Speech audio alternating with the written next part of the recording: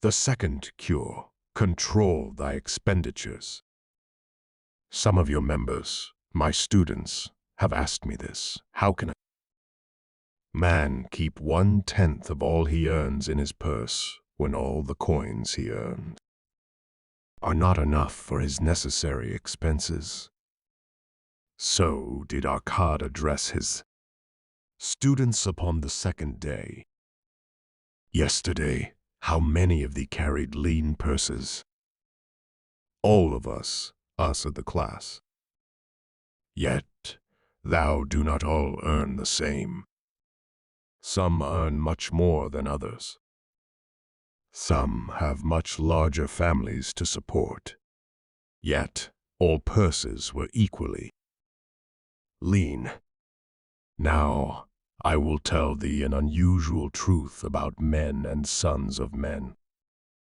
It is this, that what each of us calls our necessary expenses will always grow to equal our incomes unless we protest to the contrary.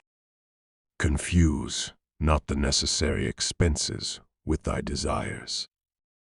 Each of you, together with your good families, have more desires than your earnings can gratify.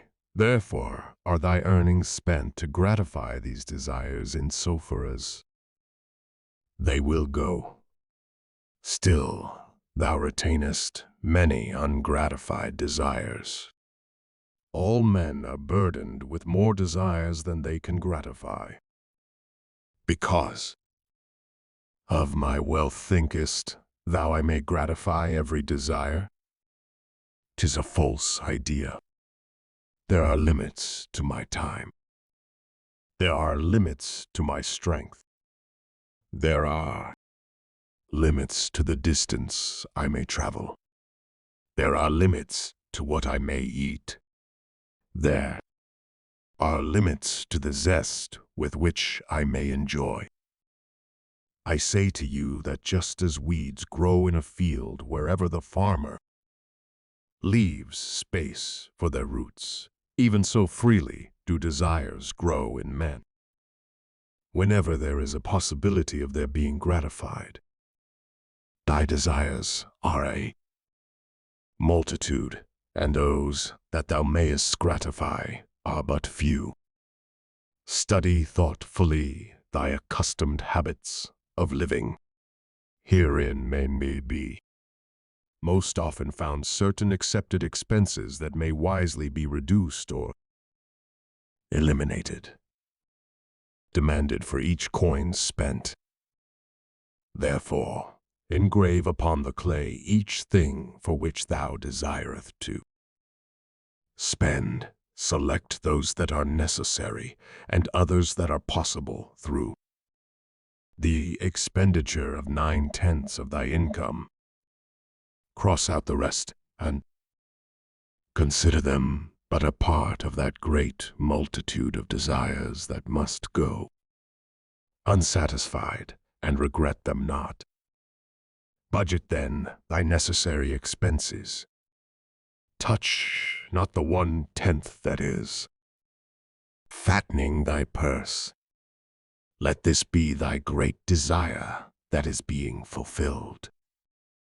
Keep working with thy budget. Keep adjusting it to help thee. Make it thy first assistant in defending thy fattening purse.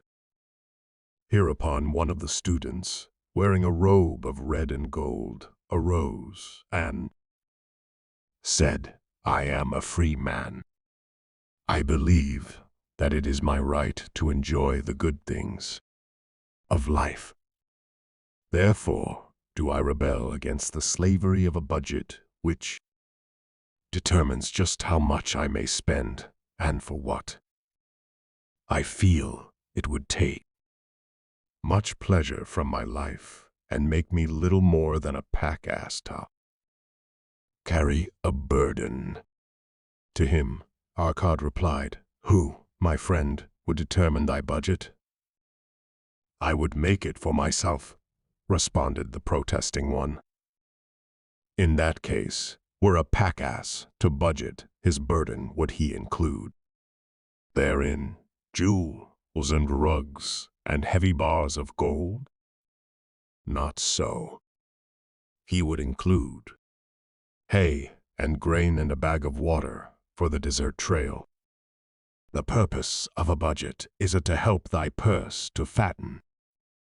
It is to assist thee to have thy necessities and, insofar as attainable, thy other desires. It is to enable thee to realize thy most cherished desires by defending them from thy casual wishes. Like a bright light in a dark cave, thy budget shows up, the leaks from thy purse, and enables thee to stop them and control thy expenditures for definite and gratifying purposes. This, then, is the second cure for a lean purse. Budget thy expenses that thou mayest have coins to pay for thy necessities, to pay for thy enjoyments, and to gratify thy worthwhile desires without spending more than 9/10 of thy earnings. The third cure, make thy gold multiply. Behold, thy lean purse is fattening. Thou hast disciplined thyself to leave therein 1/10 of all thou earnest. Thou hast controlled thy expenditures to protect a growing treasure. Next, we will consider means to put thy treasure to labor and to increase.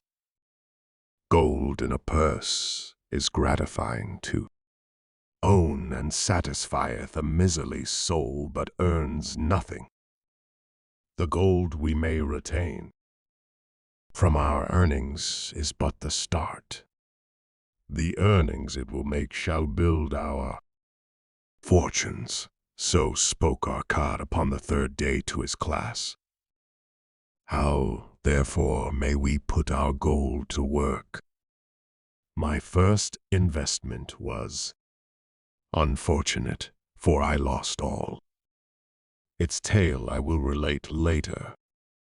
My first profitable investment was a loan I made to a man named Agar, a shield maker. Once, each year did he buy large shipments of bronze brought from across the sea to use in his trade. Lacking sufficient capital to pay the merchants, he would borrow from those who had extra coins. He was an honorable man. His borrowing he would repay, together with a liberal rental, as he sold his shields. Each time I loaned to him, I loaned back also the rental he had paid to me. Increased. I tell you, my students, a man's wealth is not in the coins he carries in his purse. It is the income he buildeth, the golden stream that continually floweth into his purse and keepeth it always bulging.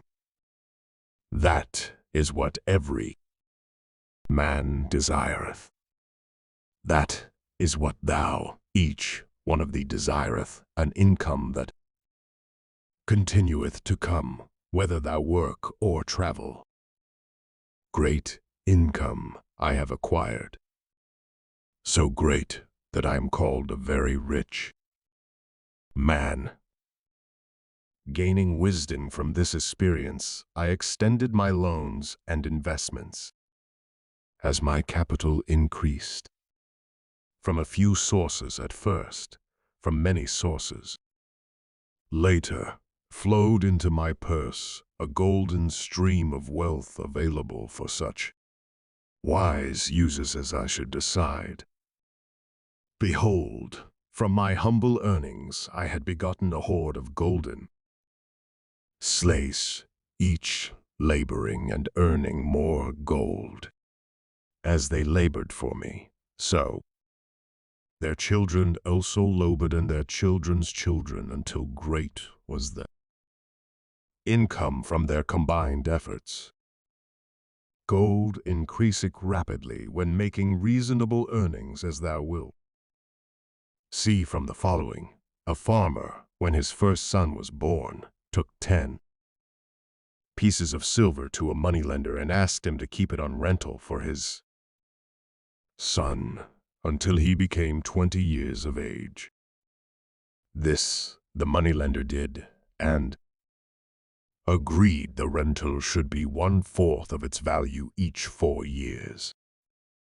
The farmer asked, was he had set aside as belonging to his son, that the rental be added to the principal. When the boy had reached the age of 20 years, the farmer again went to the moneylender to inquire about the silver.